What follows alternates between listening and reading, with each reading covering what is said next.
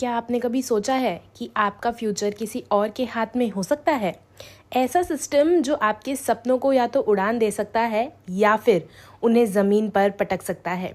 दोस्तों, आज हम बात करेंगे एक ऐसे विशाल तंत्र के बारे में जो हर बच्चे की किस्मत का फैसला करता है, यानी कि भारत की शिक्षा व्यवस्था, द इंडियन एजुकेशन सिस्टम। वार्तालाप पर आपका एक बार फिर से स्वागत है। तो चलिए शुरू करते हैं और बात करते हैं आज इंडियन एजुकेशन सिस्टम पर।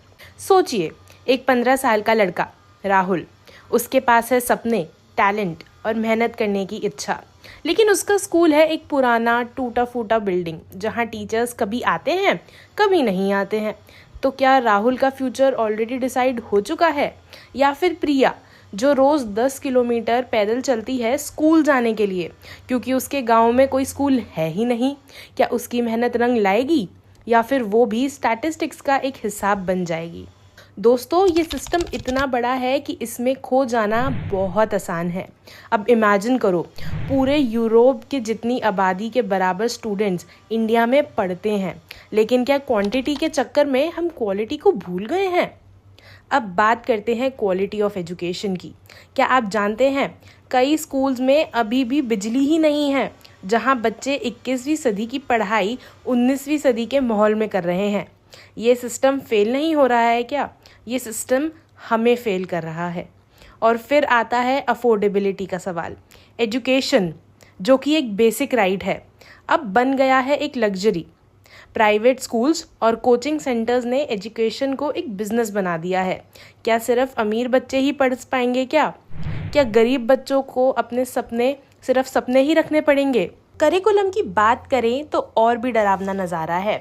हम आज भी बच्चों को वो चीज़ें पढ़ा रहे हैं जो शायद 20 साल पहले रेलेवेंट थी। जब दुनिया AI और ब्लॉकचेन की तरफ बढ़ रहा है, हम अभी भी 20 साल पुरानी किताबें पढ़ रहे हैं। क्या ये बच्चे कभी ग्लोबल कंपटीशन में टिक पाएंगे? और फिर आ जाता है हमारा प्यारा एग्जामिनेशन सिस्टम। रट्टा मारो, पेपर दो और फिर उसे भूल जाओ। क्या ये सच में लर्निंग है, या फिर ये सिर्फ एक गेम है जिसमें हम बच्चों को नंबर का गुलाम बना रहे हैं? सोचो, एक ब्राइट स्टूडेंट अंजलि जो इनोवेटिव आइडियाज़ से भरी हुई है, लेकिन उसके आइडियाज़ को एक्सप्रेस करने का कोई प्लेटफॉर्म नहीं है क्योंकि उसका स्कूल सिर्फ रोट लर्निंग पर फोकस करता है।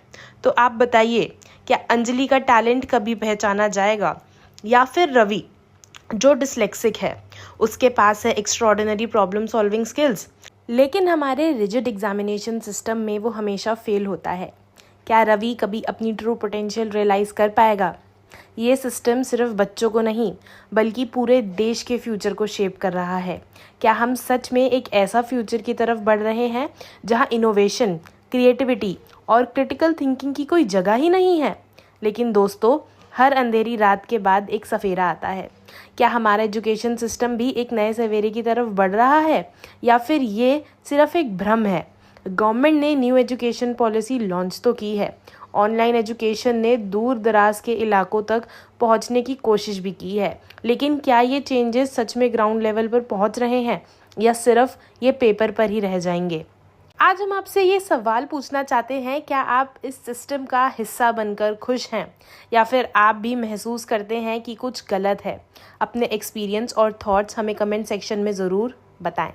याद रखिए, जो सिस्टम आपको शेप कर रहा है वो आपके बच्चों को भी शेप करेगा। क्या आप चाहते हैं कि अगली जनरेशन भी इन्हीं चैलेंजेस से गुजरे? अगर आपको ये वीडियो थॉट प्रोवोकिंग लगी तो इसे ज़रूर शेयर करें, शायद इससे किसी की आंखें खुल जाए। इस वीडियो को लाइक करें और वार्तालाप चैनल को सब्सक्राइब करें ताकि ऐसे और आई ओपनिंग वीडियोस आप तक पहुंचते रहें। याद रखिए, एजुकेशन सिर्फ किताबों तक सीमित नहीं है। असली एजुकेशन तो तब शुरू होती है जब आप सवाल पूछना शुरू करते हैं। मिलते हैं आपसे अगली वीडियो में। तब तक के लिए सवाल पूछते रहें, सोचते रहें और जागते रहें, क्योंकि नींद में रहने वालों के लिए ये सिस्टम कभी नहीं बदलेगा।